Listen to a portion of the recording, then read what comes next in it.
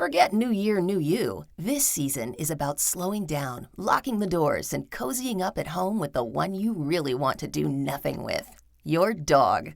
After the holiday chaos, those quiet nights with a blanket, a podcast, and your pup feel like the reset you actually need. Ollie helps make those moments easier with fresh protein-packed meals made from real human-grade ingredients, so your dog can enjoy some quality comfort food too. Choose from 5 recipes and get a personalized plan for your dog's needs. Meals arrive perfectly proportioned with a scoop and storage container, so serving is fast and mess-free. And with Ollie's in-app on-demand health screenings, supporting your dog is easy, ensuring more cuddles for many years to come. Visit ollie.com/truecrime and use code TRUECRIME for 60% off your first box. Officer Eric Shepard, a police officer with the Williston Police Department, was parked in the parking lot of the Vermont State Police Barracks when the call on his radio came through. There were multiple calls coming into 911, reporting that a vehicle was going the wrong way on Interstate 89. It was around 11:45 p.m. on Saturday, October 8th, 2016. Hi, I'm on Interstate 89 heading south, exit 11. I just passed the car going the wrong way on the wrong side of the highway. He was flying. Vermont State Police. Hi, I'm Williston, Office Agent 315. Are you aware of the wrong way driver, 89 southbound, 76.9? I am aware. And what was your mile marker? 76.9. All right. 79.6. 79.6. Thank you very much. I'm on 911. Where's your emergency? I'm on the highway. I'm on 89, right next to going to the Richmond exit. There's a car going the opposite way. Vermont 911, where is your emergency? There's a car that's the wrong way on the highway. Okay. Is the vehicle still driving or has it hit anything yet? Oh, no, it hasn't hit anything yet. It's driving. Okay. We already have it. The state police are aware, okay? Officer Shepard and his partner, Sergeant Brian Claffey, who was parked in the police cruiser next to him, both started up their cars to head over to the interstate to look for the wrong-way driver. They split up, with Officer Shepard heading southbound toward where the calls were originating from. He got to the Williston rest area, slowed down into the right lane, and started checking the area when another call came through the radio.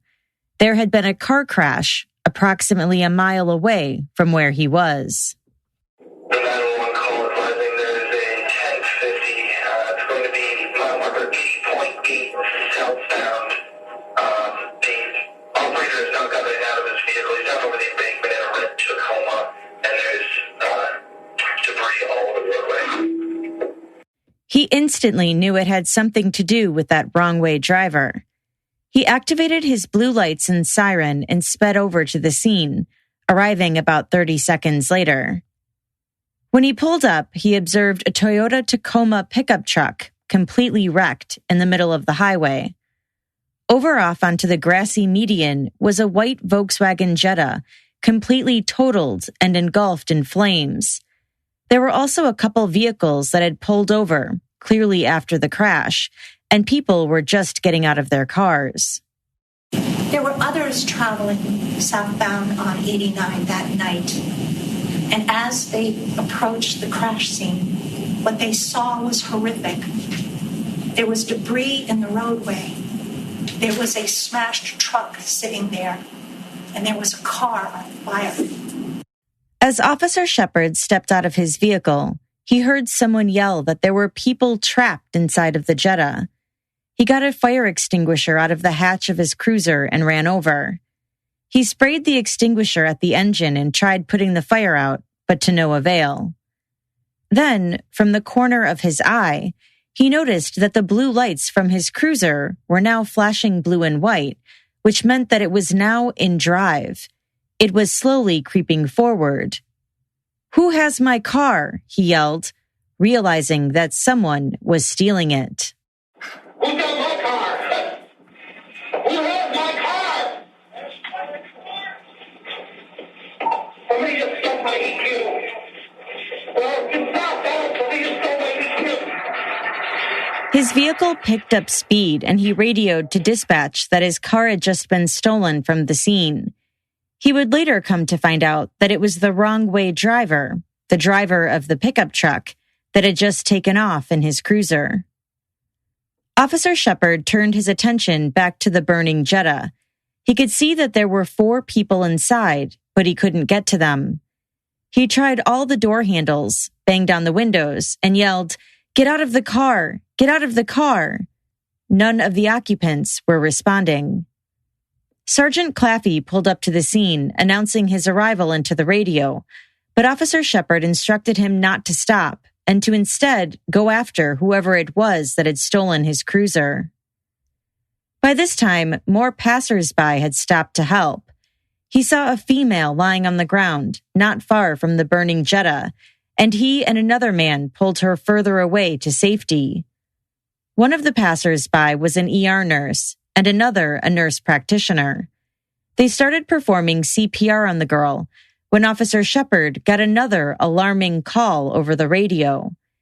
It was Sergeant Claffey, who told him that his cruiser had turned around and was on its way back to the scene, going the wrong way with speeds of about 100 miles per hour. Officer Shepard looked up at the roadway and noticed at least a dozen people alongside a long line of cars that had stopped and were trying to assist with the accident. "Get off the interstate," he yelled to them, and tried his best to clear the road. He heard the roaring engine first, and then saw the blinding, flashing white light he had custom installed on his cruiser, getting closer and closer. He drew his firearm, but with an uncontrolled vehicle going that fast, and with people on the highway, he decided it was best to just take cover. The cruiser crashed head-on into the pickup truck that was still wrecked in the middle of the highway, before striking another car that had been pulled over. Debris and car parts went flying everywhere, and Officer Shepard watched in horror as someone was ejected from his cruiser. He watched, almost in slow motion, as the driver flew out and landed about 20 feet off into the median. The man looked to be in pain as he lay on the ground. "Stop! Police! Show me your hands!" he yelled out, and the man complied. As he got closer, his gun pointed at him, he realized that he recognized the man from a prior law enforcement encounter. Are you still sure that this is the man that took your cruiser and was later ejected from it? That's not a face-off forget. The driver was 36-year-old Stephen Burgoyne. He had just wreaked havoc on this otherwise quiet night in northern Vermont. When all was said and done, investigators would learn that 5 people lost their lives, and 5 more were injured. The interstate was closed down for hours while police investigated both crashes. The question in today's episode is, was it intentional, or was Stephen Burgoyne legally insane that night? This is Jillian, and you are listening to Court Junkie, episode 104.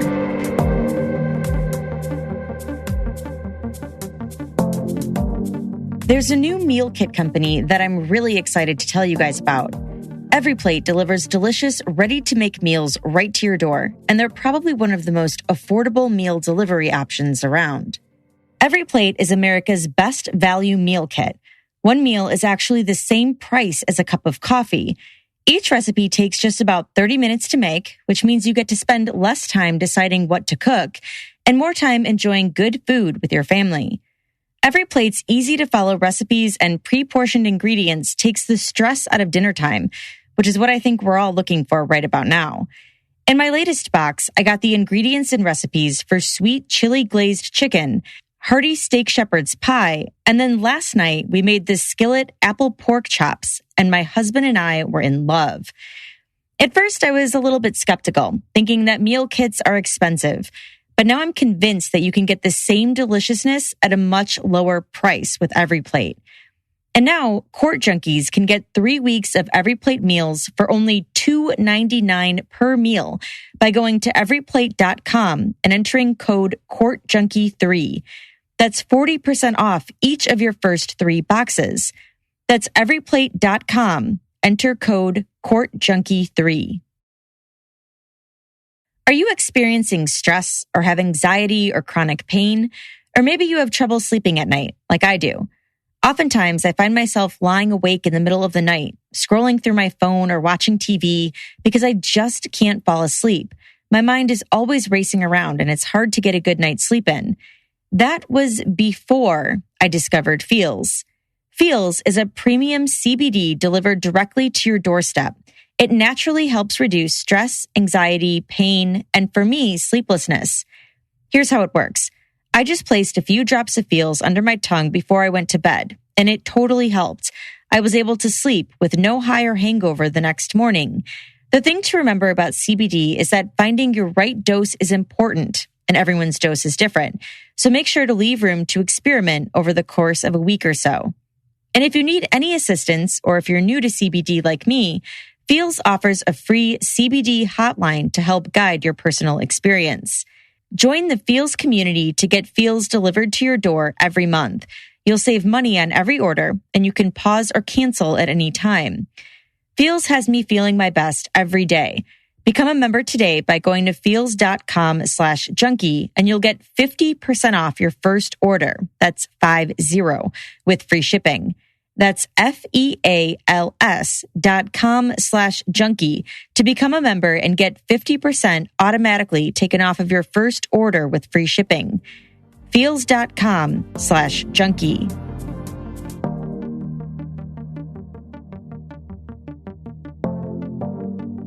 Mary Harris, Cyrus Zhao, Liam Hale, and Eli Brookins were 16 years old.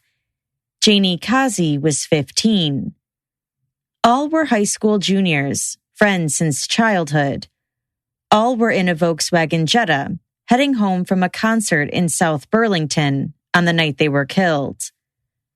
More than 1,000 mourners gathered at the soccer field at the local high school, where 4 out of the 5 teens attended to honor the lives of those lost in the horrific crash. Daryl Mays, the uncle of Mary Harris, reportedly told the attendees, quote, "Tomorrow is going to be a hard time for all you kids going to school. Be thankful for your friends. Feel blessed that you got to live today. Do your best. Live a great life. That's what you can do for your friends who died." The school's principal released a statement that said, quote, "This is an unprecedented tragedy. We have suffered a tremendous loss. These students were vibrant members of our school community, actively involved, and all with a promise for a bright future." And the then governor, Peter Shumlin, ordered all flags in Vermont to fly at half-staff. He tweeted, quote, "In honor of the 5 young Vermonters we lost this weekend, my deepest sympathies are with their loved ones." While the 5 teenagers were pronounced dead at the scene, Stephen Burgoyne was transported to the hospital. Not only would Stephen live, but he would live to face trial for what happened that night. Inside a makeshift courtroom at the University of Vermont Medical Center, where Stephen was recovering from his injuries, he was arraigned on 5 counts of second-degree murder. In the weeks after his arrest, Stephen's toxicology report was leaked to the media. It said that Stephen had high amounts of THC in his system, along with fentanyl, a pain medication, and a sedative. The fentanyl and sedative amounts could reportedly be a therapeutic amount, but he had 10 nanograms of THC in his blood 8 hours after the crash. However, Chittenden County Prosecutor Sarah George told a reporter with WCAX that the toxicology report was irrelevant to her case. Quote, "This toxicology report just shows that he had marijuana in his system. If that was the only factor involved and he was charged with driving under the influence of drugs, this would be a very different conversation," George said. "I didn't want it released because I don't want people trying to justify his actions based on that." Prior to Stephen's trial, his attorneys made it known that he would be pleading insanity, but also prior to trial, reports of a prior arrest surfaced. In May 2016, just 5 months before the crash, Stephen was arrested for domestic assault and unlawful restraint. In the affidavit, Stephen's then-girlfriend alleged that he had tried to kill her. She told police, quote, "When he gets in his moods, he does not think clearly and has no regard for those around him, even his loved ones." Stephen's trial started in May 2019. On October 8, 2016, at approximately 11:30 p.m., the defendant, Stephen Burgoyne, walked out of his home, got into his pickup truck, and headed towards Richmond. At Richmond, he got on to I-89 going south in the right direction. But then he slams on his brakes, backs his pickup truck up, and turns his truck around, heading north in the southbound passing lane, the wrong way. Susan Hardin, Chittenden County Deputy State's Attorney, gave the opening statements on behalf of the state of Vermont. She said the force of the impact was so strong that it pushed the Jetta onto the median and killed Mary Harris, Cyrus Sow, Liam Hale, Janie Kazi, and Eli Brookins. She detailed the rescue efforts of Officer Shepard and the many passers-by.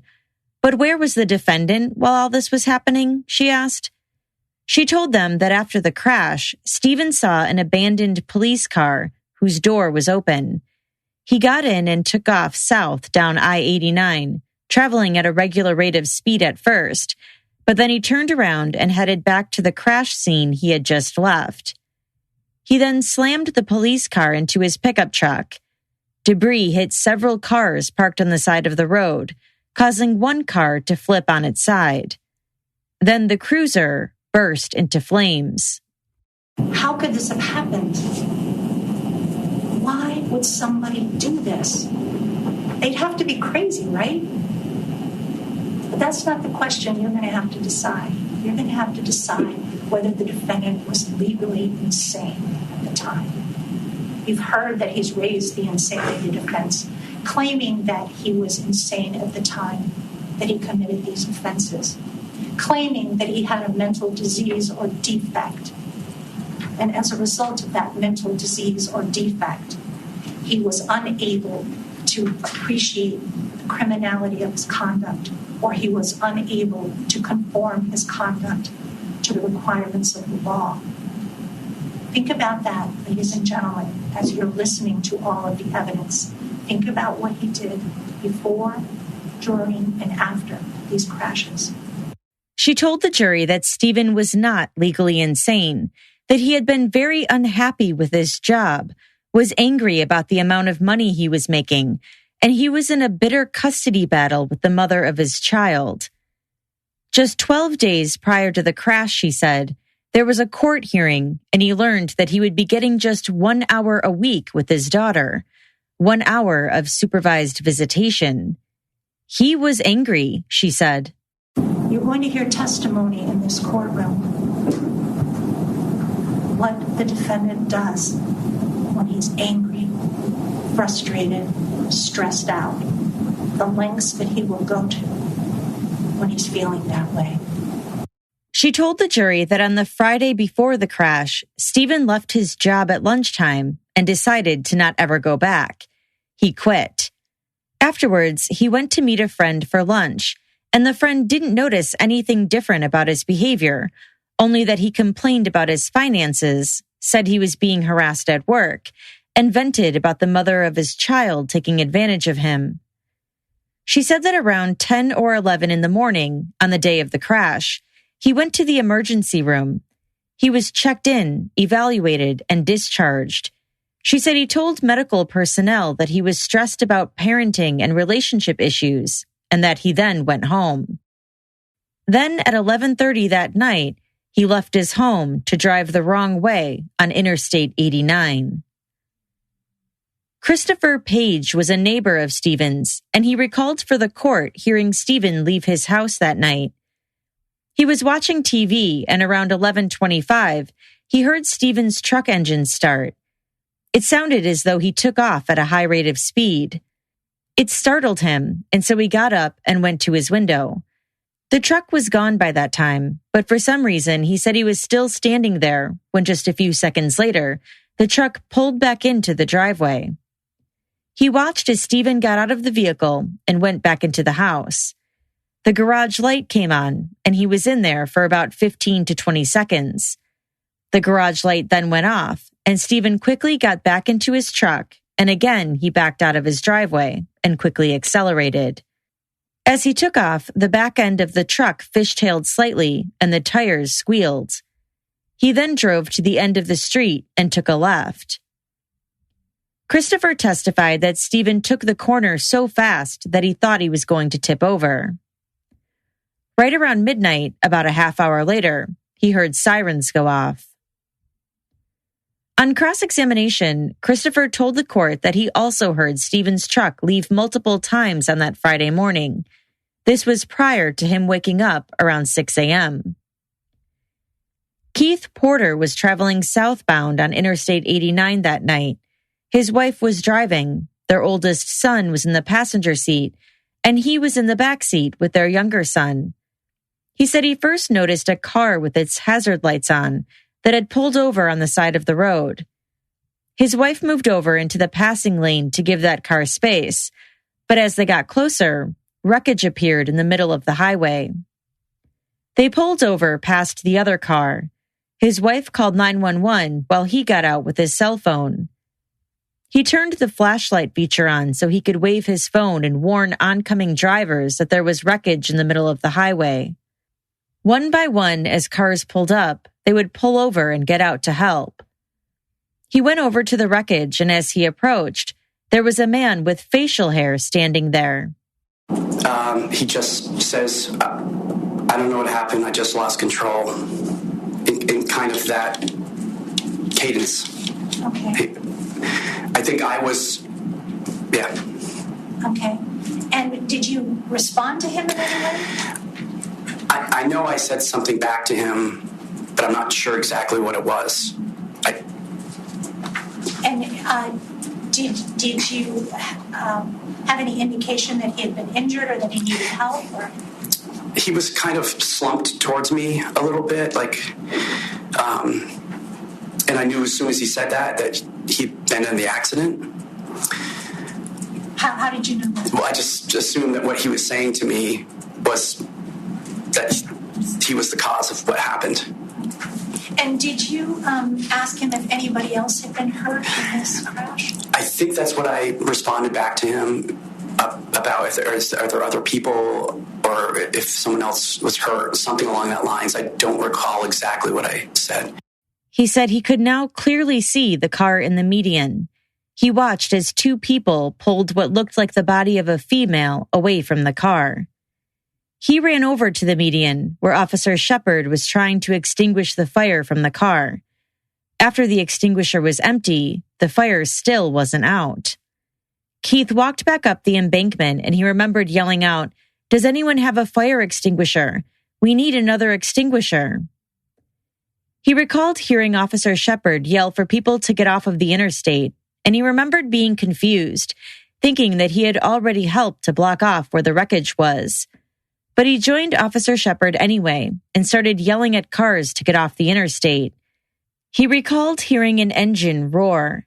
He looked towards the truck's wreckage and saw a white SUV police vehicle crash into it. He tried to dive towards the median and braced himself, thinking he was going to die. The car hit and then flew into the air towards him. I felt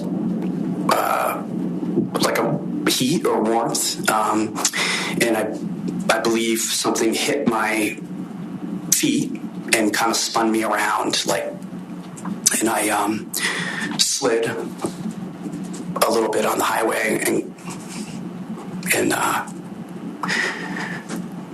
realized at some point I remember standing up and. Did you get injured at all in what happened between the cruiser and the truck? At the time, I didn't know if I was in shock or if I was really injured. I remember standing up and touching my different parts to see if I was still there. I didn't know what had hit me. I knew I'd been hit by something, but I didn't know the extent of it. And yeah. He could tell he was bleeding at that point. EMTs came to the scene and he was eventually taken to the hospital. He had lacerations, a broken toe, and bruises. It was horrible. I felt like there were many things on fire. There were people screaming. I assumed that there were many people injured or killed. It was like a war zone. I mean, I'd say that, I've actually, have gone to one. I'm not trying to say that lightly, but it was incredibly disturbing. And I felt like we're helping. Who's trying to hurt us? Who's coming? Yeah. Another passerby was Joseph Leuchter Mendel, a critical care nurse at the University of Vermont Medical Center. He was driving home from work when he came across the accident. There was kind of debris all over the road, and I saw a truck which was heavily damaged. There was someone who was sort of directing traffic, and I asked if there were injuries, and he didn't seem to know. So I drove past the scene for 100 yards or so, and then parked and got out to help. Okay, and so you got out of your car, and where did you go? So I walked up to the truck. The door was open at this point. I was with someone else. I'm not sure who. Female? I believe it was a female. Okay. I think. At this point, were there any law enforcement officers on scene? No. Okay, go ahead, continue. So I figured there must have been somebody in the truck. So I looked in the truck for anyone that was hurt, and there was no one in it. I asked somebody who was standing nearby where the driver went, and he pointed south farther down the highway and said he'd walk that way. And it was at that point that I noticed the other car in the median that was on fire. He and two others went towards the car, the Volkswagen Jetta. He saw that a female was lying face down in the grass not far from them. They dragged her about 20 feet away in case the car exploded. They turned her over, but she wasn't breathing and had no pulse. He started to do CPR on her. He ran back to his car to get a CPR mask and gloves, and it was then that he saw the police car driving onto the scene, going extremely fast. The remaining car up on the road was sort of behind some trees, but there was a very loud impact and debris flying everywhere and people up on the highway screaming. He was doing CPR at the time of that crash and continued. He knew that what had just happened wasn't good, but they continued anyway. Their CPR, however, was not successful. Eventually, the fire department showed up and brought a defibrillator. The firemen told them to do one more round of CPR, and if there's no response to the defibrillator, they would stop. The female was pronounced dead shortly after.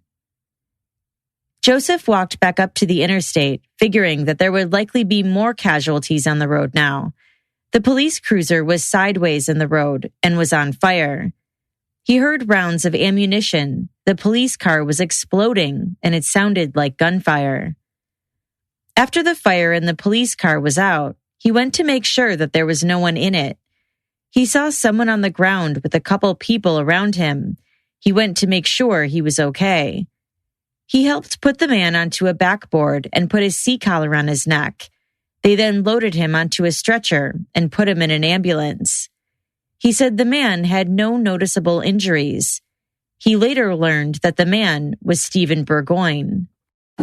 He wasn't making a lot of sense what he was saying, but he seemed to be conscious. Okay. So you say, was he talking? Or he wasn't talking. He may have yelled. That was all that I heard. Do you know what he was yelling? It wasn't. I don't even know. I don't even think it was words. I think it was just yelling. And so he was taken away by ambulance at that point? Yep. Susan Janes, a nursing practitioner who also pulled over that night to help, then took the stand. So we were traveling southbound on Route 89, and as we approached French Hill, we saw, just out of the blue, a big black piece looked like a piece of the vehicle, and we knew that we were coming upon something. We also could see up ahead of us a couple of cars that had stopped, so we saw some brake lights up ahead, and this is one of the many memories of that night that go in slow motion, even though it happened in a second. We swerved to avoid that big piece of debris. We got into another chunk of debris, had to swerve the next way. Then in front of us was a vehicle across the road. We had to swerve to get around that. And then beyond that, we saw another vehicle down in the median on fire. She was looking for possible victims near the wrecks when a police officer, Officer Shepard, pulled up and ran over to the vehicle in the median that was on fire. He got out of the car and ran immediately to the vehicle. He was absolutely incredible. It was probably the most amazing bravery that I have ever witnessed. He worked really hard to get to the victims. He had a fire extinguisher. He tried to break the windows. He went to several doors, wrapping his jacket around his hand, trying to open the doors, trying to help the victims. She said she saw a darkening in the grass behind the vehicle. At the same time, another first responder saw it too. They ran down and started CPR on a female in the grass. She said they worked on her for about 5 to 10 minutes. Eventually, other aid came. They did one more cycle, and the EMT called the code. So while we were doing CPR on Mary, we heard just a bizarre sound, which was a huge just whoosh coming from the Richmond side of the interstate, and then a huge collision. So we didn't know what had happened. At that point, we were next to the car, which was getting hotter, and the tires were popping. We didn't know if the vehicle up on the road had blown up or what, but something had clearly happened. So when we came back up the embankment, it was a completely different scene than what we had left when we came down to help Mary. So could you just please describe the scene? I mean, it looked like a war zone. It looked like an Armageddon. It looked like, things had blown up. There was debris everywhere. There was another car on fire. There was a car upside down outside of the breakdown lane. There was just carnage. There was just stuff everywhere. Vermont State Trooper Matthew Nadeau described seeing Stephen Burgoyne held up at gunpoint on the ground after the second crash. He said Stephen was screaming, but he couldn't understand what he was saying. On cross-examination, he was questioned more about this. Did the screaming make you think he was feeling any particular way, the individual on the ground? I can't speculate. I heard screaming. I can't really interpret what it meant. Okay. Do you remember taking a deposition in this case? I do. You remember saying that literally just loud noises, he was just like he was frightened. It wasn't anything where he was saying words, he was just screaming. You remember saying that? Correct. Okay, so he was screaming like he was frightened. Sure. On redirect, the prosecution continued with that line of questioning. Judge, just briefly, yes. At the time that he was screaming, he had 2 officers with their guns pointed at him, correct? That's correct. And then you arrived and you were also pointing your gun at him. Is that correct? Correct. Trooper Bradley Miller was also at the scene when Stephen was taken into custody. He and Officer Shepard got him into handcuffs and then moved him further away from the cruiser, which was on fire. He told the court that Officer Shepard was always very calm in these sorts of situations, but this time he was not acting like he normally does. He seemed, I guess the best way to put it is almost lost. At that moment, he wasn't concentrated. His mind was elsewhere. I had to ask him multiple times to help me move the individual away from his car because he started wandering around away from where we were at until he came back and helped me move him. And what did you attribute this change in his demeanor to? I'd assumed this the overall scene, the chaos there, and stress of what everything was going on from seeing a cruiser crash right in front of him. Trooper Miller said that once they had Stephen in custody, he started asking him questions. I asked him if he was involved in the crash, if he was in the car that was in the median, if he was involved in that. And so when you're asking him these questions, you don't know the answers, right? No. Okay. So you were trying to just get information from him? Yes. And did he respond to you? No. Okay. Did you ask this person what his name was? Yes. How many times do you think that you asked him? I must have asked him 3 to 4 times, at least. And did he give you his name? Eventually, yes. And what did he say that his name was? Stephen Burgoyne. Okay. And did you ask him specifically to spell his last name for you? Yeah, I couldn't really understand how he was saying his last name, so I asked him to spell it for me a couple times. Okay. And did he ultimately spell it for you? Yes. Okay. And did he spell it clearly for you? Could you understand him? Yes, he said it rapidly as well. Okay. He told the court that there was a passerby who was a doctor and who offered to help provide medical care to Stephen. Did you take Mr. Burgoyne's handcuffs off at any point during this interaction? Yes, the doctor asked if I could take the handcuffs off because he said it was making it hard for him to breathe. Okay. And was he also trying to get his blood pressure? Yes. Okay. And so did you, in fact, take the handcuffs off? Yes. And how did Mr. Burgoyne respond to having his handcuffs taken off? He attempted to get up at that point. Okay. And was he successful? He did a quick spin, and I think he got up to maybe his knee, but then I was able to get him back onto the ground and put him back in handcuffs again. He said it was the one time he was alone with him on scene. On cross-examination, Trooper Miller was questioned about his characterization of Stephen's alleged escape attempt. And it appears that, at least from the video, that Mr. Burgoyne starts to move, but then kind of rolls. Is that what happens? From my opinion, it was a conscious decision that he made to move and roll away from me and everyone else on scene. But regardless of what you believe was going on in his mind, what happened was he made a movement and then he started to roll, correct? He made a quick movement and rolled, yes. Okay. And he rolled down the slope? Yes. Not very far. You were right there, correct? Correct. And you stopped him from moving? Correct. But Laura Howland, another passerby, testified that she saw Stephen try to escape too. So when they took the handcuffs off, Stephen tried to get up and run. So tell us what you mean by he tried to get up and run. So when they took the handcuffs off, he went to get off from the ground and take off again. He tried to leave to get away. She testified that it was really hard to hear because Stephen kept yelling. The state called other witnesses who were at the scene of the crash that night, including a woman who suffered serious injuries after her car was hit by the cruiser, and a man whose car flipped over onto its side after his car was hit. That man, Michael Plunkett, was with one of his friends who happened to be recording on his cell phone at the time they were hit. The cell phone video was played for the jury, and it's quite jarring. Michael can be heard screaming, "Oh my God, ow, ow." Aside from the many eyewitnesses the state presented, they also called multiple experts to the stand to testify about the crash itself. Detective Sergeant Amy Nolan with the Vermont State Police testified that a search was conducted on Stephen's vehicle. It was completely totaled, but she could tell that Stephen had been wearing his seatbelt at the time of the crash.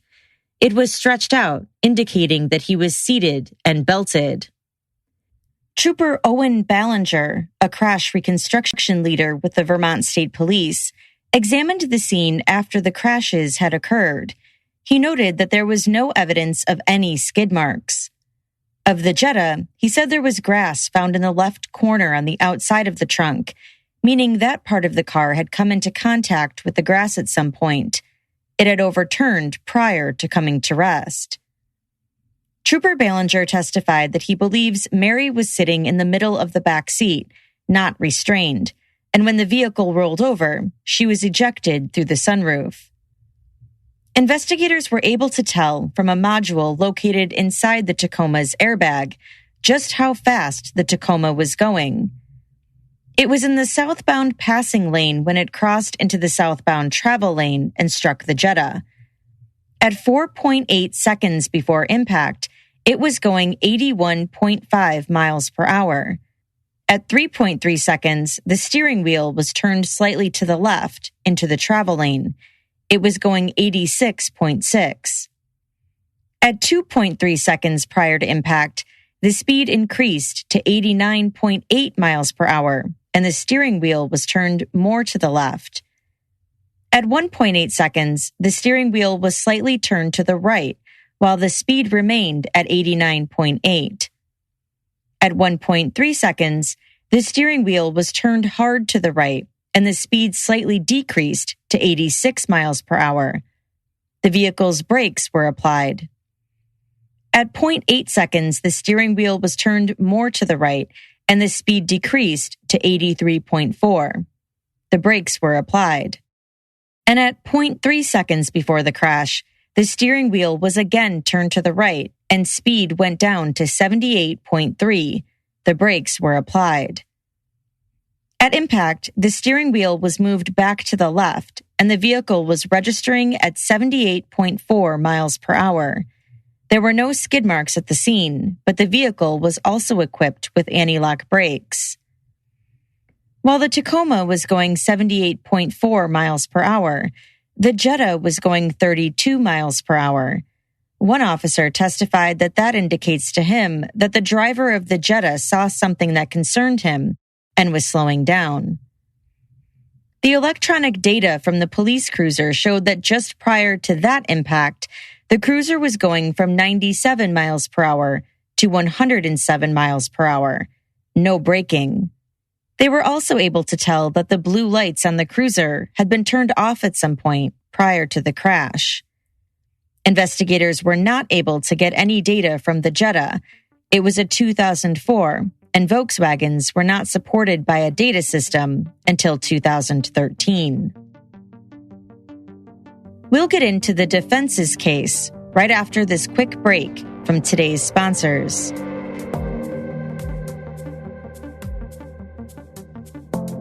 The other day, I used my phone to turn on my vacuum. And just this morning, I ordered hand lotion just by talking to a speaker in my kitchen. All of this gets me thinking about how advanced our society has become, except when it comes to coloring our hair.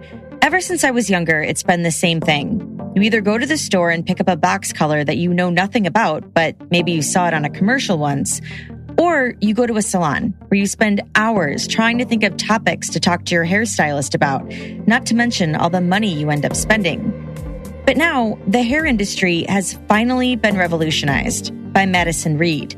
Madison Reed was created by Amy Errett, who wanted to shake up the hair coloring world and give people better options with better results. Now, you can get ammonia-free, multidimensional hair color delivered right to your door, starting at just $22. Best of all, you don't need to worry about how you're going to match your color. Just go to their website, madison-reed.com, and they'll help you find your perfect shade. Their quick and easy quiz asks you things like what you want your end result to be, what your hair texture is, what your skin tone is, how often you color your hair, etc. Then they match you with your perfect shade. Easy peasy. Court Junkies can now get 10% off plus free shipping on your first color kit. Go to madison-reed.com and use code COURT. That's madison-reed.com. Use code COURT. With home security, there's two ways you can go about protecting your home. There's the traditional way, where you wait weeks for a technician to do a messy installation that costs a small fortune. Or there's the other way, SimpliSafe. SimpliSafe is everything you need in a home security system.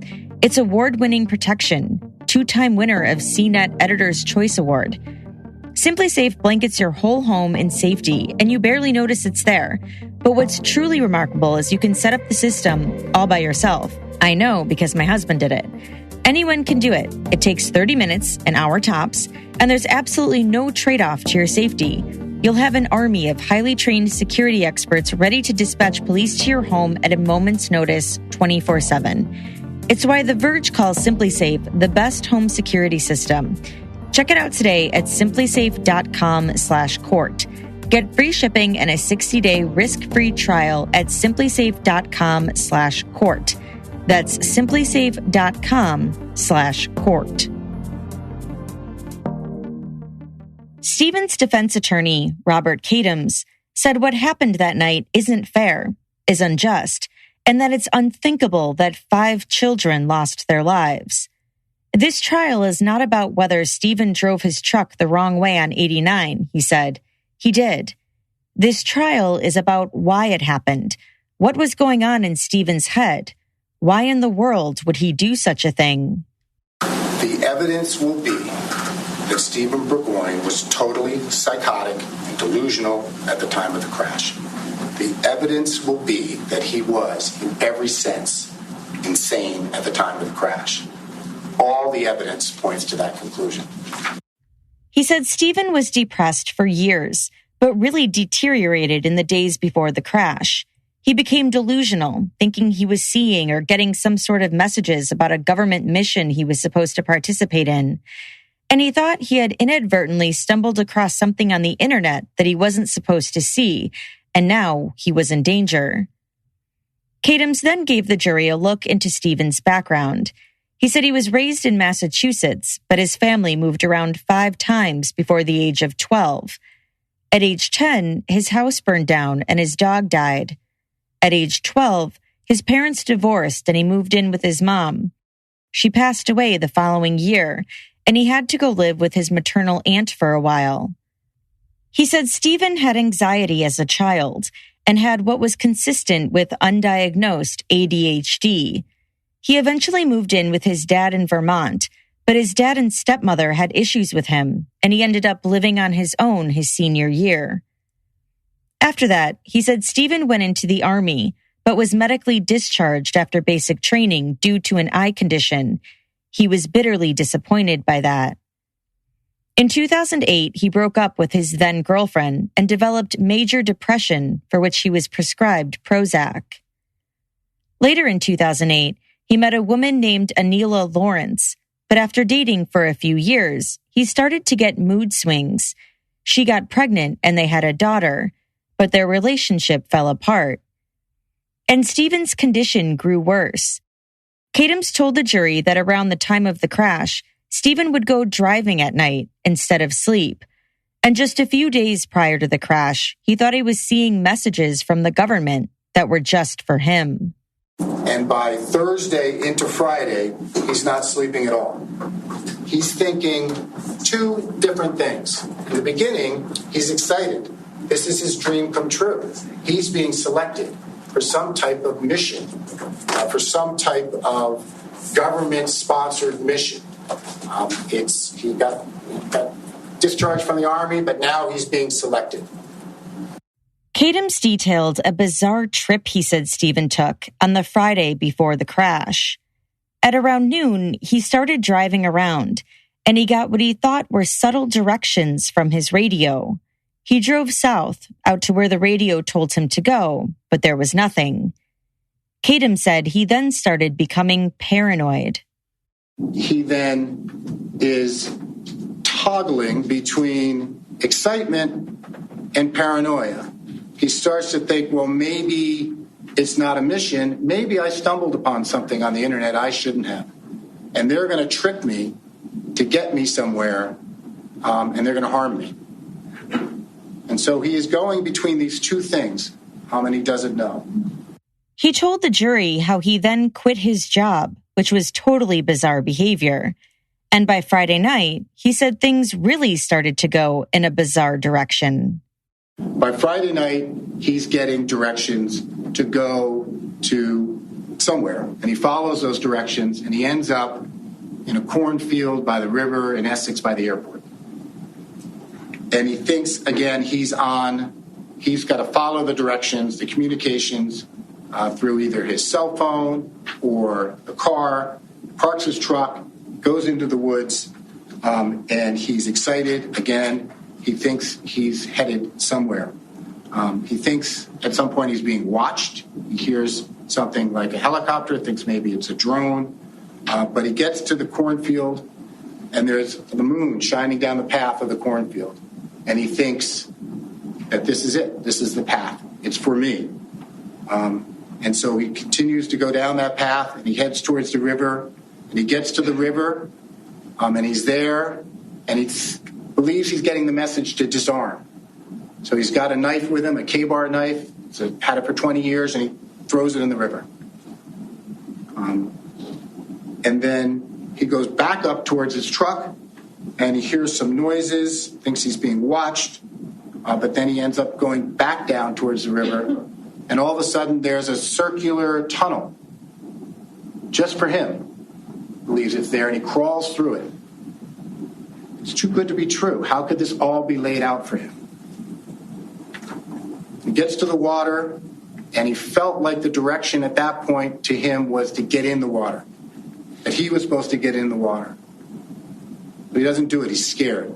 He thinks, wait, this is where they're going to kill me.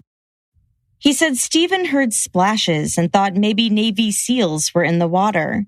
He was completely out of his mind, he said.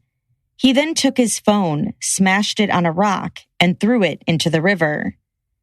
Kadam said that phone records show that Stephen's phone goes dead at 8:42 that night, supporting his story of having smashed it and thrown it into the river. He then went home, washed his clothes, and went out driving again. By 4 a.m., he went to a friend's house with such bizarre behavior that his friends were concerned. He left, and by 8:40 a.m., he went to the hospital. He got into the secured portion of the emergency room, and security was called in to ask him to leave. At 9:39 a.m., he went back to the hospital. This time, he went and checked in and got coded in as a crisis. He spoke to the triage nurse, but eventually he just up and left the hospital. He had been up for days at this point, Kadam said. Later that night, Stephen left his house again. This was right before the crash. Kadam said he recalls driving, but has no memory of driving the wrong way. Moments before the crash, he said Stephen tried to swerve and avoid it. He said after the crash, Stephen went down to the embankment and looked inside the vehicle. He didn't see children, but saw what he thought were mannequins with breathing apparatuses on. He turned to leave, looked up, and saw red and blue lights. They were communicating with him. He got into the police cruiser, started driving, has some memory of turning around, and then there's the second crash. He suffers massive injuries from the two accidents. His hip is broken, his multiple fractures of his face. He's near comatose when he gets to the hospital and remains that way for days. He said 6 days later, Stephen was wheeled into a conference room at the hospital and charged with the offenses. You will also hear that there's no evidence that intoxication had anything to do with this event, that there's no evidence that suicide had anything to do with this event. He was wearing a seatbelt at the time of the initial crash. And there's no evidence that he's in some type of blind rage, upset about his finances or his child custody. This is a case about evidence, he said, and evidence shows that Stephen was insane at the time of the crash. The defense's first witness was a very reluctant one. Anila Lawrence sat on the stand with her head down, gave short answers, and at some points was visibly shaking as she testified. She said she met Stephen in October 2008 at a friend's wedding. A couple weeks later, they went out again and started dating. In 2013, she got pregnant. Before the pregnancy, she said their relationship was good. They took trips to Mexico, the Bahamas, Jamaica, and California. They bought a house together in 2010. On June 3rd, 2013, she told him she was pregnant. He was on his way home to propose to her when she found out. After that, she said she saw a change in him. Their finances were tight, and Stephen would get frustrated and angry about it. At the time, he was working at Toyota, but he left there right before their daughter was born. After Anila went back to work, he stayed at home with their daughter. She said Stephen's moods continued to fluctuate, and he would have intense mood swings that she had never seen from him before. She told the court that they planned on getting married. They had a small ceremony, but never got a marriage license. They had booked a venue in Vermont and invited a lot of people, but they soon canceled it. From what I remember, we left the inn at Essex, and he was frustrated with dealing with all the, nuances of all the trying to get everyone together and everything, and people trying to do things their way. And so he said, we're not going to have a bridal party or groomsmen or anything. So we called all of them and told them we weren't going to do that. And that was because of Stephen, correct? Yes. And you found that weird, didn't you? Yes. She said Stephen stopped drinking alcohol in July 2013, although she said he still smoked marijuana. Towards the fall in 2013, more mood swings. Getting angry at little things that mostly the money stuff or bills or shut-off notices and such. And when you say mood swings, would it swing back then? In other words, he would be angry and upset, and then what would happen after he was angry and upset? Usually calm down. After their daughter was born, Stephen stayed home for a while. He wasn't too keen on going back to work right away, which was strange to her because he was always a really hard worker. Instead, he told her she should try and find a better job that made more money. She said that was always an ongoing thing. The mood swings continued. He would say things to her that he would never normally say, and it raised red flags for her. As for whether Stephen ever went to a doctor, she said he had talked to one about being depressed and that the doctor had suggested taking antidepressants, but he didn't want them. She said he had lost friends to drug overdoses and didn't want to be addicted to anything like that. In September 2014, she said he told her he was done taking care of their daughter and that she had to quit her job. It surprised her a lot. He wanted to move, and so they rented out their condo and moved to Massachusetts. They stayed with family. She said he was trying to go back to school at the time. She then recounted a time right around then when he physically assaulted her. I came home halfway through the workday. He was upset and wouldn't give me our daughter. Told me I wasn't welcome at his aunt's house anymore. Grabbed me by the hair, knocked my glasses off. Said I could come back and get her once I had a place to stay. And did you find this behavior strange? Yes. And so did you call the police? I went there. So you went to the police? Once I had my daughter. She got their daughter and went back to Vermont while Stephen remained in Massachusetts. They went to court and he was confined to the state of Massachusetts for a month and had to undergo counseling. Eventually, they reconnected, and at some point, he moved back to the Burlington area in late winter or spring. They started living together again at their old condo in November 2015. Stephen started working at Lake Champlain Chocolates. Anila testified that Stephen started staying up later at night and was looking stuff up online. She thought he was depressed. When she had first met him, he was social, but now he didn't even have anyone over anymore. She said he would stay home and be in bed all day. She said he would also push his family members away. This was also different behavior than how he used to be. Stephen's grandmother passed away in May 2016, and she said he was very upset. He loved her very much.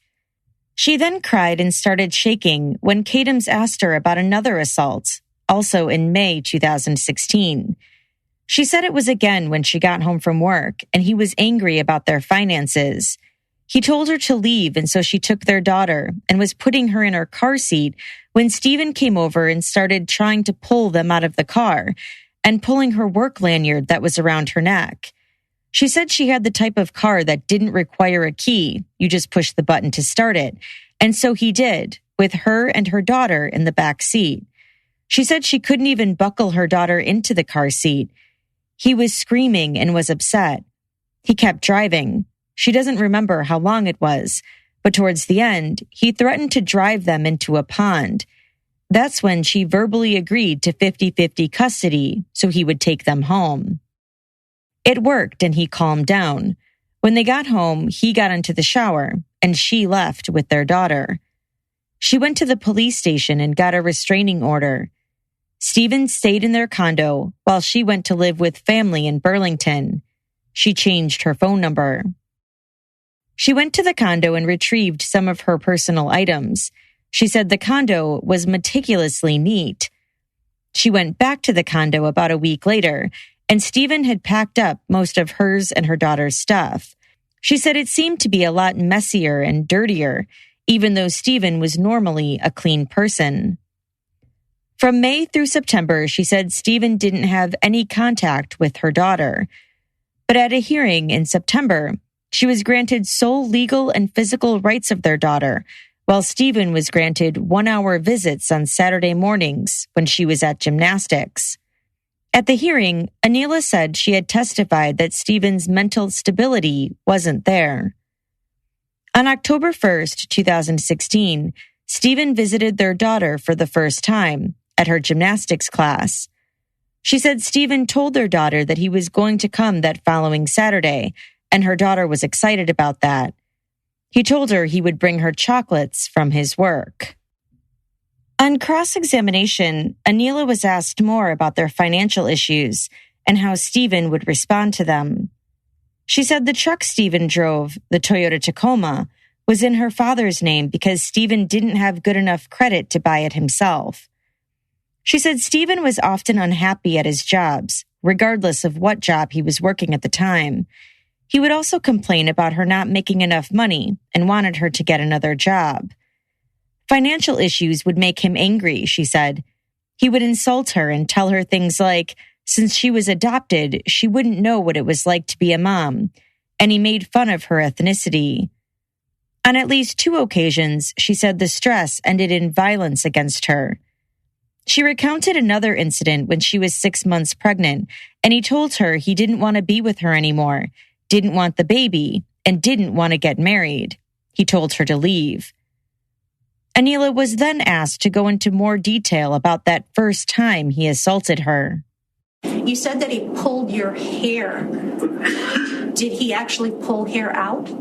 Yes. Okay, and did you take that hair from the floor and bring it with you to the police department? Correct.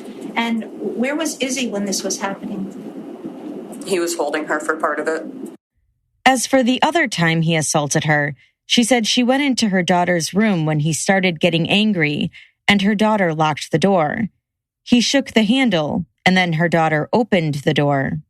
And he continued to yell about your financial struggles after that, right? Correct. And he actually took the heel of his hand and he hit you in the side of your head? Yes. And he pushed you up against the wall, telling you to leave? Correct. And he used his forearm to hold you against the wall while you were holding Izzy. Isn't that right? Correct. And she started to cry and was scared? Correct. Okay. Then he took all of your stuff out of the bedroom, dumped it into the middle of the area, and told you to get out. Now. Yes, correct. Okay. And so you grabbed some garbage bags and you put the clothing in the garbage bags? Correct. And while you were doing that, he kept pulling you back by your hair. Is that right? Pushing you down? Yes. Yeah. Okay. So you told us that you jumped into the car and were trying to put Izzy in her car seat, and the defendant gets into the car and he takes off driving. Correct. Okay. And he goes out Route 2 up towards Essex. Do you remember that? Yes. And then he went back through Williston. Correct. Into Williston Village. Correct. And the whole time he's screaming about finances. Isn't that right? Correct. And he's screaming that he's not going to give you your daughter unless it was 50-50 custody. Do you remember that? Correct. Okay.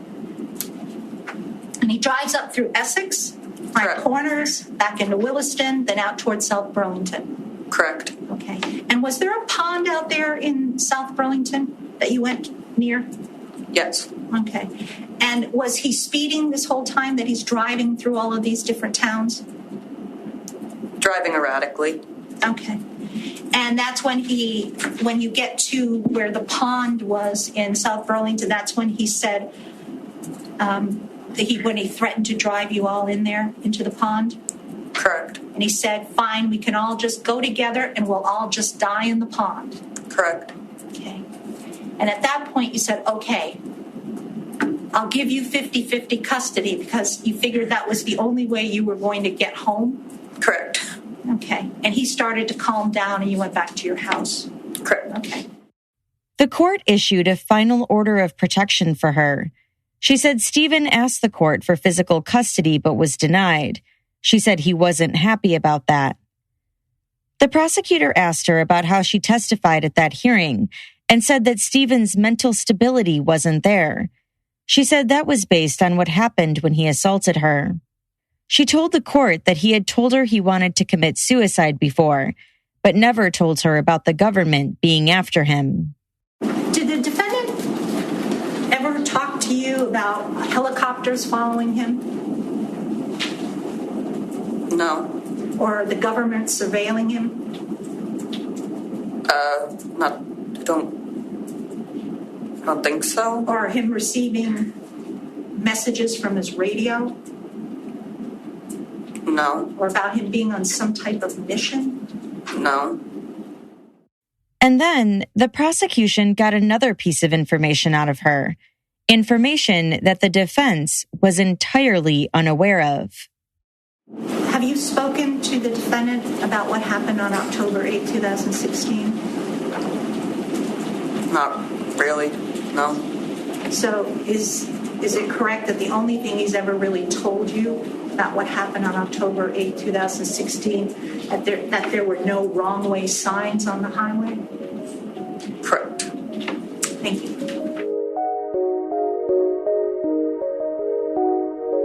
After a brief hearing outside the presence of the jury, the judge decided to tell them to disregard Anila's last statement about what Stephen said to her after the crash.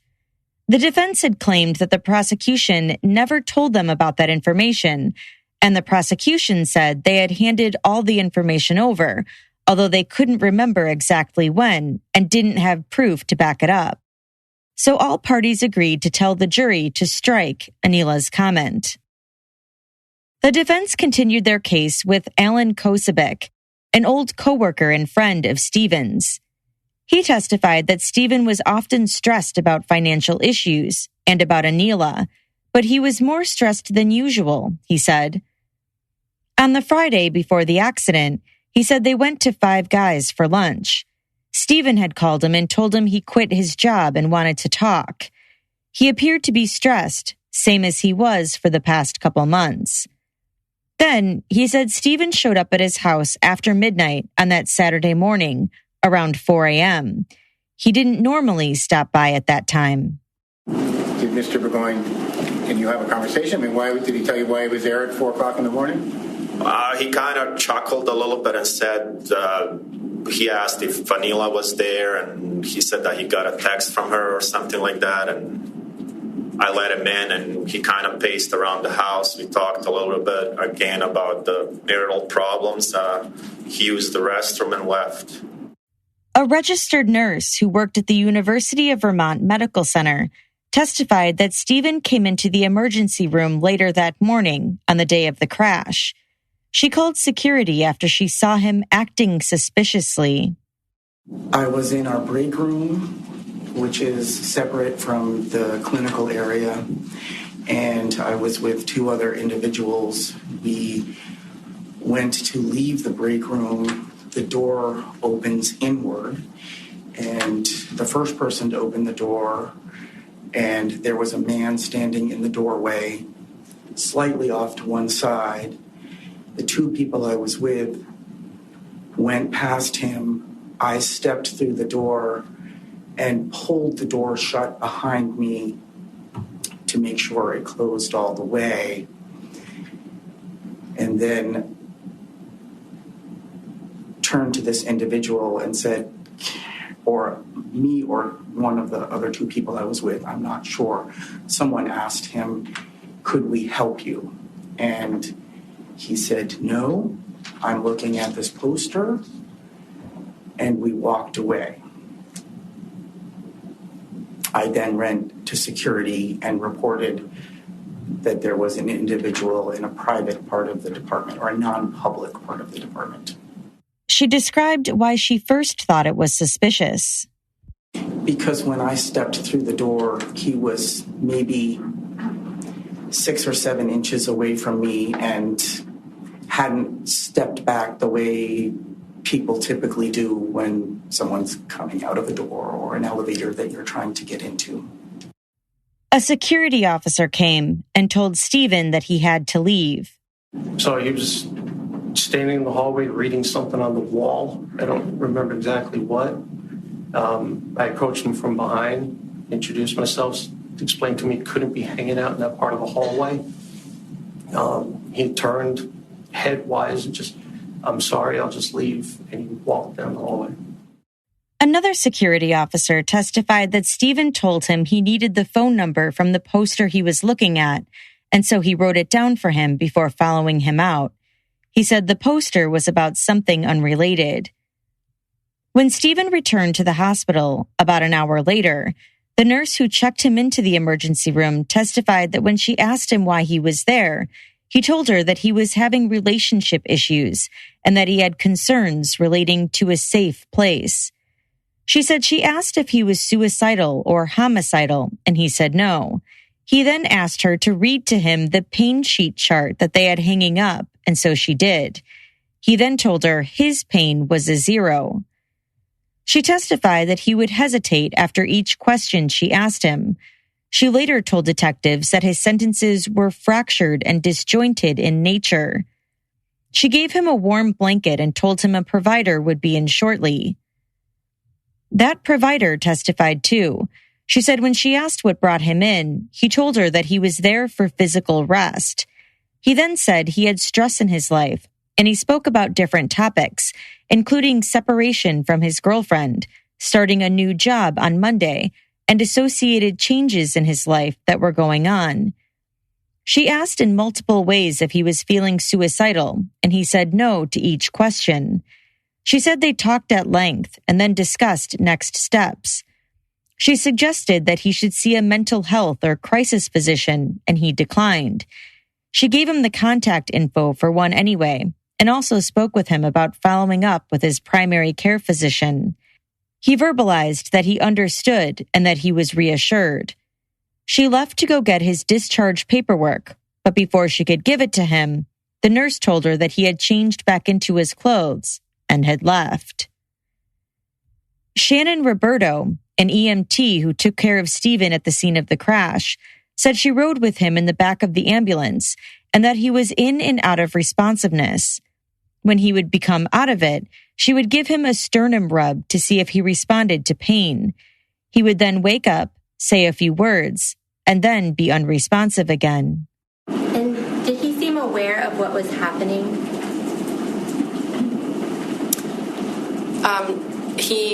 When he would be awake and talking, he was asking random phrases, like, where am I? Where are we going? Or take me to the hospital, things like that. So he seemed confused, but he was able to speak in phrases. Okay. And when he was awake, was there anything that he said to you that you thought was odd?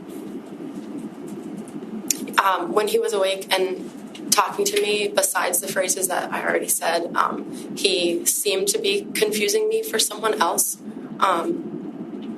And he said things like, "Did you dye your hair?" or something about me having children. He said, like, "Do you have 2 kids?" Things like that.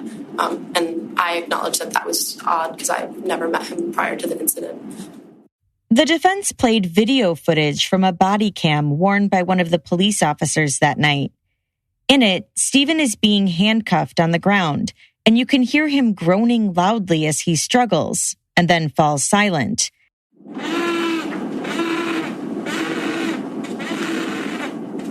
Then he would start groaning and struggling again, and then fall silent again.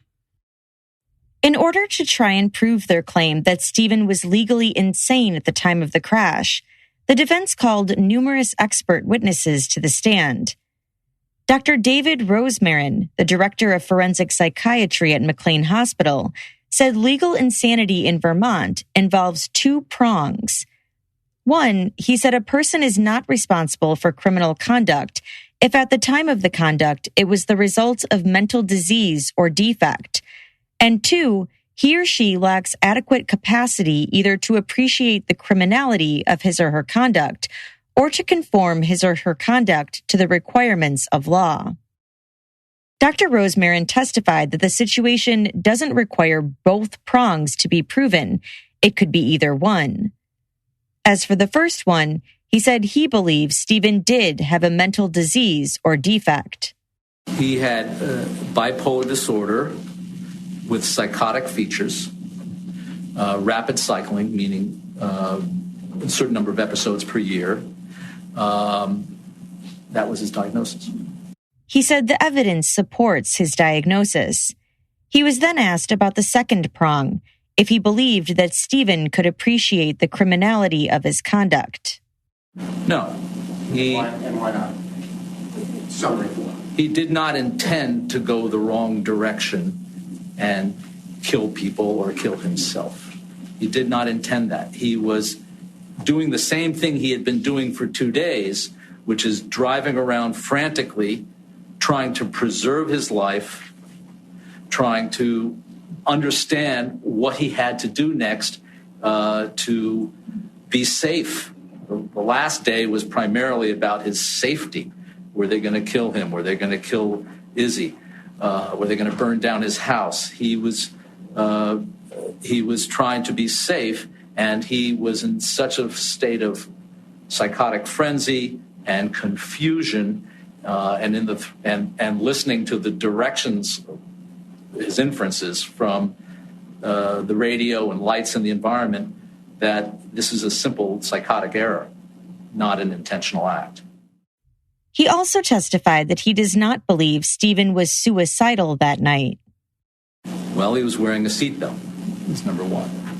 Number two, as we've talked about, he had made all these efforts to avoid being injured. He had, thrown his new cell phone and smashed up his new cell phone. He had guarded his house and slept on the couch the day before because he thought they were going to come burn his house. He had thrown his knife. He'd bought a pumpkin muffin. Well, he had been a hypochondriac and he was afraid of dying. And he told Dr. Kapoor, that he had had so much death in his life.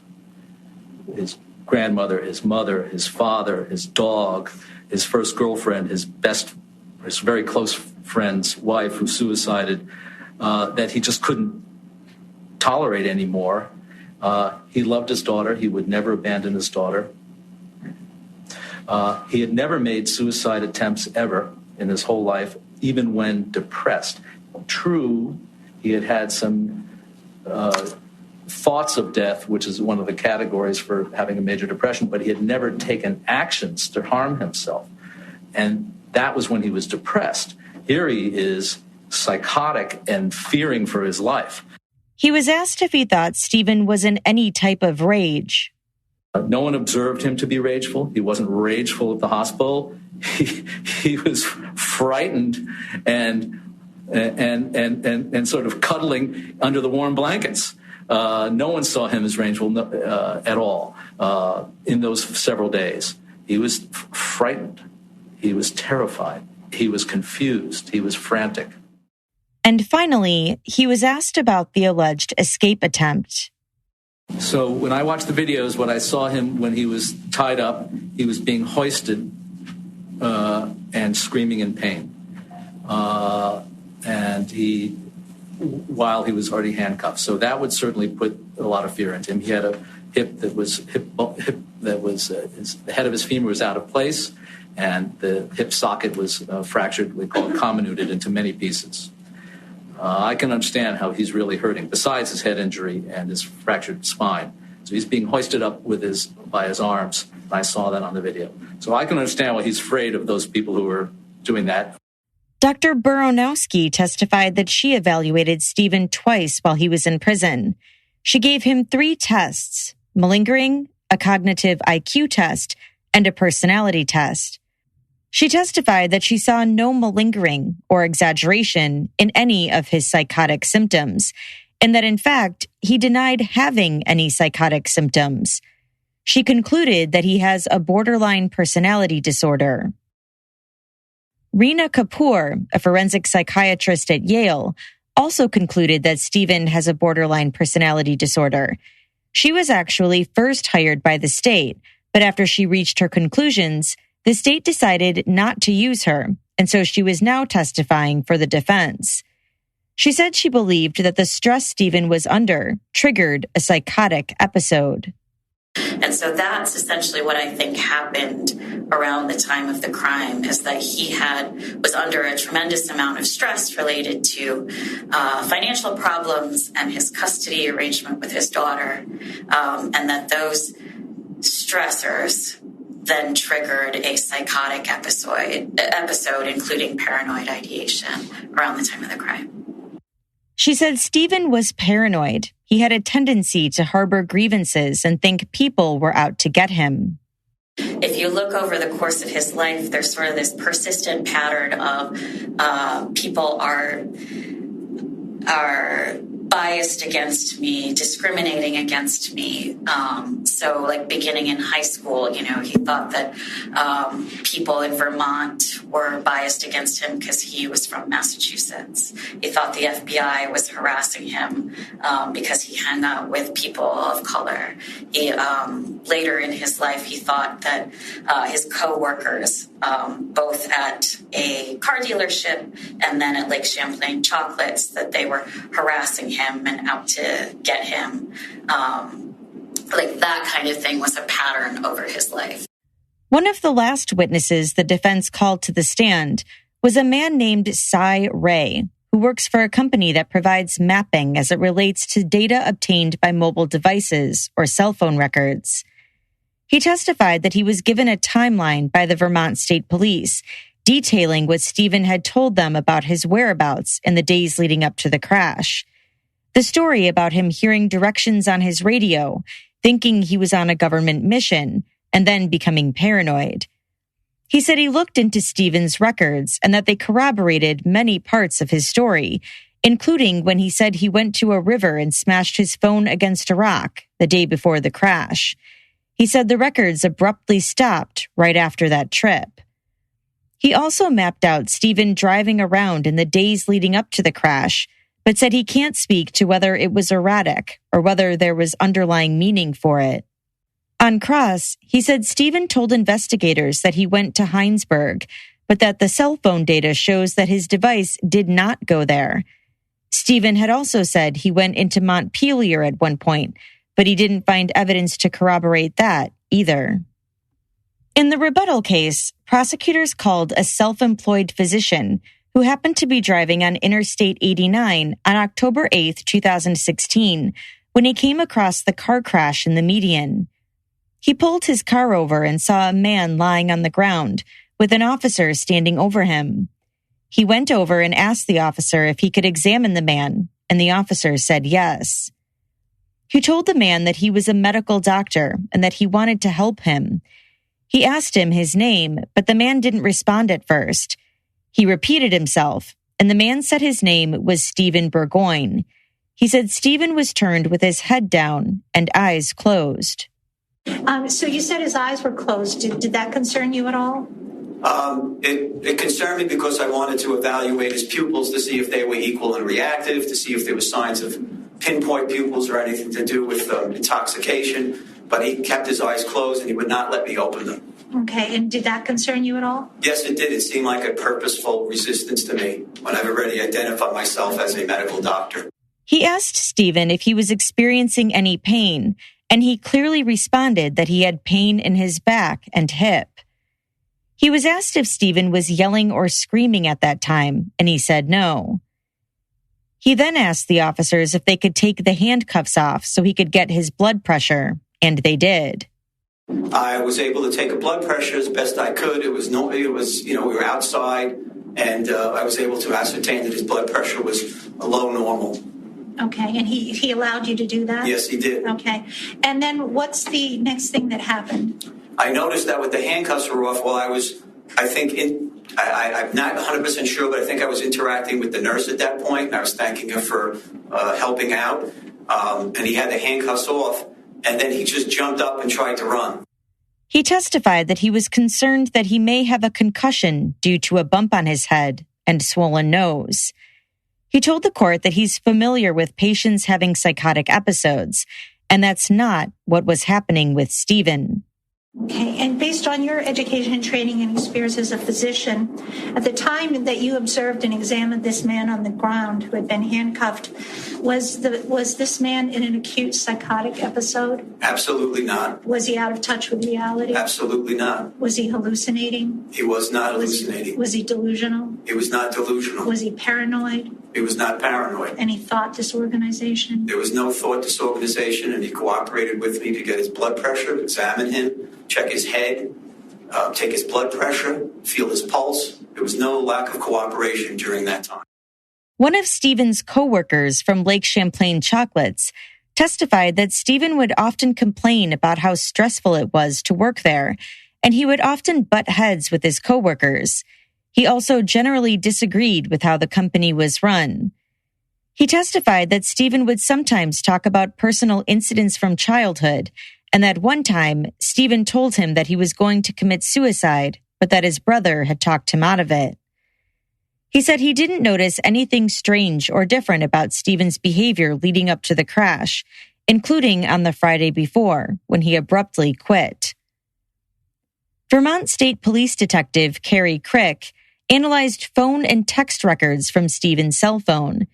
She said part of Stephen's story was that he had received a Facebook message from a childhood friend on October 7th that had been completely out of the blue and that he had found odd.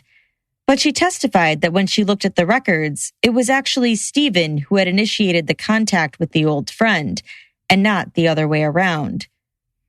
Stephen had also said he was receiving Facebook messages from the government, and that's why he smashed his phone, but she didn't see any such messages in his account. She noted that in the week leading up to the crash, he was receiving several calls a day from bill collectors, including from PayPal and Capital One Bank. And on October 7th, a little more than 24 hours before the crash, Stephen had made a call to a bankruptcy attorney. Detective Crick also looked at Stephen's web searches. He searched for things like clowns, Julian Assange, and how to find the right spouse. She testified that at the time, there was a kind of nationwide panic about clowns showing up in random places. As far as his text messages, he often talked to his friend Alan's wife late at night about his daughter and about other general topics, but nothing seemed out of the ordinary. Any review of the phone records with contact information between the defendant and others, did you ever come upon any text messages containing anything, any language that was of concern to you? No. Anything about his mental health? No. She testified that Stephen had told them he was getting messages about where he should drive to on the Friday before the crash. He said that on Friday evening, he was getting messages about where to go, and which led him down a road in Essex. That led him into a field. He got out of his truck, and then he was getting messages from Facebook throughout as he was in the field, and Facebook was telling him where to go. And what to do is he's gone through the field, down a path, ultimately through a culvert to some water, where he destroyed his phone. No such messages were found. Detective Sergeant Eric Jollymore testified that he examined Stephen's computer found in his bedroom. He said there were about 50 Google searches and over 20 Wikipedia searches. He testified that none of them were unusual. The state's last rebuttal witness was Dr. Paul Cotton, who testified that in his opinion, Stephen was not insane and that he knew his actions were wrong at the time of the crash. He said Stephen did tell him that after the crash, he went over to the Jetta and saw what he thought were mannequins, which he said was frightening and bizarre. But when asked if that was an example of delusional thoughts, Dr. Cotton said sometimes when a catastrophic event occurs, people in the immediate aftermath can have irrational thoughts. He admitted that it does raise questions whether he was coming to grips with seeing what happened or whether it was part of a mental disease. But he said in his opinion, he believes it was more the acute single thought rather than a mental disease. He concluded that Stephen had adjustment disorder with disturbance of mood behavior, not a mental disease. He said he found that the stressors in Stephen's life led to his actions. As for when Stephen stole the police cruiser and then crashed back into the scene at over 100 miles per hour, he said it seemed to him that Stephen was just so overwhelmed by the whole thing that he lost it in terms of his behaviors, but that doesn't mean he was legally insane. While the state had to prove Stephen's guilt beyond a reasonable doubt, the defense only had to show that he was legally insane by a preponderance of the evidence, more likely than not. So what would the jury think? We would later find out that at the start of their deliberations, the jury was split. But 12 hours later, all would decide that Stephen Burgoyne was sane when he drove his pickup truck the wrong way that night, killing 5 teenagers. Mary Harris, Cyrus Sow, Liam Hale, Eli Brookins, and Janie Kazi. At his sentencing, several family members of the victims spoke, and emotional videos of the teens were played in court. Stephen apologized to the victims' families and was then sentenced to 30 years to life. And that's all for this episode. As always, I'd love to know what you think about this case. Do you think Stephen was legally insane that night? Or do you think there was another reason for what he did? Let me know by joining the conversation on Instagram @CourtJunkie, tweeting me @CourtJunkiePod, or emailing me at podcast@courtjunkie.com. If you'd like to hear these episodes ad-free and to check out additional bonus episodes, go to courtjunkie.com/support. Thanks again for listening. Until next time. Last week, this amazing box filled with all sorts of goodies arrived on my doorstep. It's now my new favorite subscription. It's called CauseBox, and it's a quarterly subscription box curated by women for women that is filled with all sorts of amazing products and brands that are ethical, sustainable, and have a positive mission to give back and make the world better. Every CauseBox is limited edition and comes with 6 to 8 full-sized products. You can get everything from skincare and jewelry to homewares and accessories. The last 4 boxes sold out within days, which I can believe because you get over $250 worth of products for only $50. I got my own sample box, and here's just a few of my favorite things that were in it. A bento box, a metamorphic jade roller, which is an at-home facial massager that helps with circulation and puffiness, and an adorable vegan leather portfolio. Each CauseBox also comes with a magazine that tells the story and mission behind each product in the box. One of the best parts of getting my CauseBox in the mail, which they ship to you for free, by the way, was opening it and feeling like I got myself a huge surprise bundle of gifts. Not only would I get this for myself, I would get it for my mom, sister, friends, pretty much any female I have in my life. It really is my new favorite subscription. And Court Junkies can get an exclusive discount. Go to causebox.com/courtjunkie and use the code courtjunkie to get your first box for 30% off. As in, you can get your first box worth over $250 for less than $39 and free shipping. Go check out CauseBox right now. I can tell you firsthand you're going to love it. That's causebox.com/courtjunkie and use code courtjunkie. What do companies like Ring, Hint, and Tecovas all have in common? They all use NetSuite to accelerate their growth. Successful companies know that in order to grow faster, you must have the right tools. If you want to take your company from 2 million to 10 million or 10 million to hundreds of millions in revenue, NetSuite by Oracle gives you the tools to turbocharge your growth. With NetSuite, you get a full picture of your business: finance, inventory, HR, customers, and more. It's everything you need to grow, all in one place. Run your entire business from anywhere, even if you're working from home. With NetSuite, you're covered. NetSuite will give you the visibility and control you need to make the right decisions and grow with confidence. That's why NetSuite customers grow faster than the S&P 500. NetSuite is the world's #1 cloud business system, trusted by more than 20,000 companies. It's the last system you'll ever need. NetSuite, business grows here. Schedule your free product tour right now and receive your free guide, 6 ways to run a more profitable business at netsuite.com/court. That's netsuite.com/court.